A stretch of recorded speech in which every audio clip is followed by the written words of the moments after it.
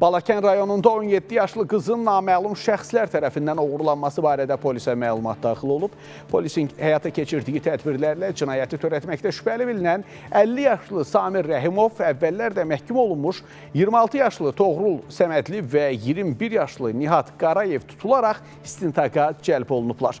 Zərər çəkmiş polis əməkdaşları tərəfindən gizlətdiyi ünvandan aşkar olunaraq ailə üzvlərinə təhvil verilib. Araşdırmalarla Samir Rəhimovun bir neçə gün əvvəl xarici ölkədən gələrək digər saxlanılanlarla birlikdə xanımı izlədiyi və evlənmək məqsədi ilə onu oğurladığı müəyyən edilib. Faktla bağlı cinayət işi başlanılıb.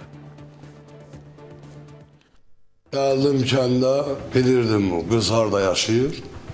İzlədim onu. Yolda, onlar taksiyə oturub çıxdılar. Yolda maşını saxlatdım. Qızı indirdim öz maşınıma. Apardım. Yarım qohumun bir yarım tikinti binası var idi. Orada gizlətdim.